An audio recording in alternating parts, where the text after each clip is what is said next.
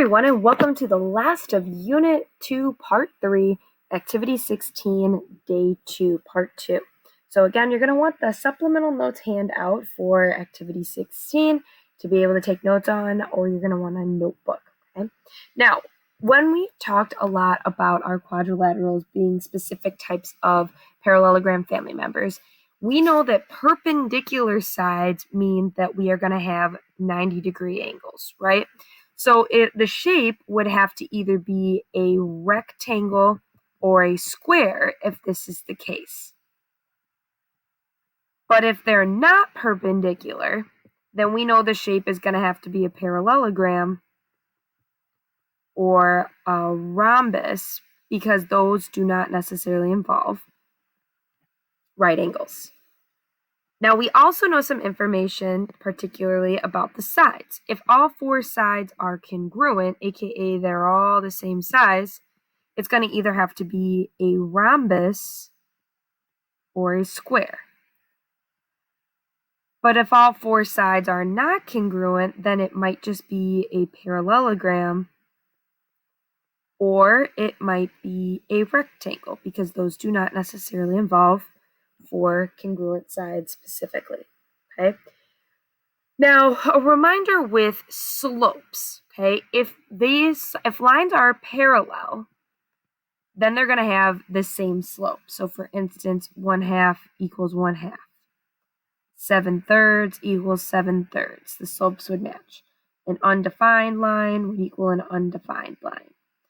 Okay, they're all the same. 3 equals 3. Right? Those are all would be examples of parallel lines. Perpendicular lines, though, again, intersect to form our right angles, 90 degrees. And again, you'd have to flip the fraction and flip the sign, or multiply the two values to get -1. All right, the product would equal -1. So some examples of this is when we have 1/2 and 2 compared to 2 negated. So either -2/1, or if we just called that -2, these are opposite reciprocals. 7/3 would need -3/7, opposite sign, flipped fraction. And then we also have talked about how with our vertical lines whose slopes are undefined, its opposite reciprocal would be 0, a horizontal line, because we know those would be perpendicular. Okay, so those are some examples of that. Now, if we look at some of these examples below, number 1, would this be parallel, perpendicular, or neither? Should answer neither, because while these are flipped signs, one would need to be negative in order for this to be an opposite reciprocal, because it's just a reciprocal, there's no opposite, right? They're both positive. And number 2, are these parallel, perpendicular, or neither? Well, these are parallel because they are the same. And then last but not least, for number 3, are those parallel, perpendicular, or neither?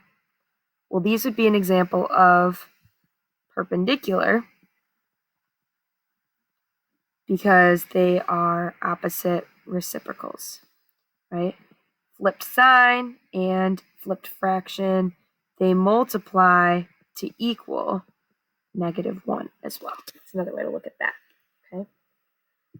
So using that information, we now need to figure out what is the most descriptive name for each of these shapes. They might just be quadrilaterals, but then we want to look at, are they specifically a parallelogram, a rectangle, a rhombus, or a square, okay?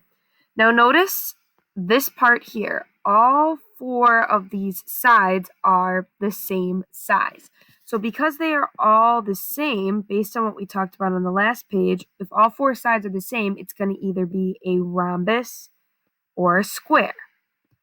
Now specifically, are the sides of our slopes, are they perpendicular to each other? Well, opposite sides are parallel, but notice with -4 and 1/4, those are in fact opposite reciprocals.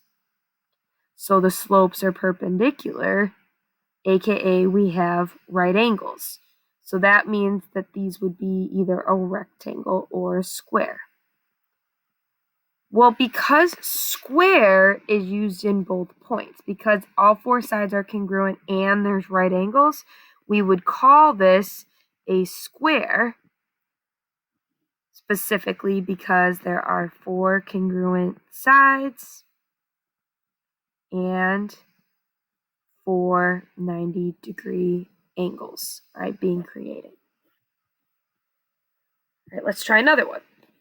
In this next example, we only see the opposite sides congruent, not all four. So we would say these are not congruent sides, so it rules out rhombus and square. It would either have to be a parallelogram or a rectangle. Now again, we notice here that our slopes are in fact opposite reciprocals though, right? The slopes of the sides next to each other are opposite reciprocals, which again means that they are perpendicular sides, right? They're creating 90-degree angles. So we know when 90-degree angles are involved, it's either going to be a rectangle or a square. Well, again, we notice that rectangle fits both criterias. So this one, the most descriptive name we could say is it's a rectangle because all sides are not congruent, but the perpendicular sides create 90-degree angles. All right, try the next one on your own. What we see here is, hopefully you notice that all four sides are congruent. And so that means it's going to have to be either a rhombus or a square. But this time our sides are not perpendicular, right? These are not opposite reciprocals of each other. So it would have to either be a parallelogram or a rhombus. Because we see the word rhombus in both of these, we know that that's the most descriptive name because it has four congruent sides, but no 90-degree angles. All right, try another one on your own. Number 7. Hopefully you're seeing here that the opposite sides are congruent, but not all four sides are congruent. So that's not going to be a rhombus or a square. That's going to have to be a parallelogram or a rectangle. On the other hand, when we look at the slopes of our lines, again, these are not perpendicular. They're neither. The opposite sides are parallel, but they're not perpendicular to each other. So again, it's going to have to be a parallelogram or a rhombus in that case. And because parallelogram fits the criteria of both parts, that's the most specific name we can get here. Because all four sides are not congruent and no right angles.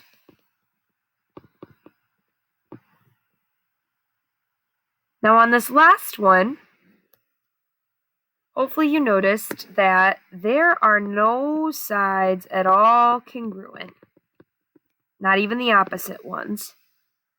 There are no slopes equal and definitely or not, and then there's not perpendicular sides. So the best we can actually call this figure is just a quadrilateral because there are no properties involved of anyone in the parallelogram family.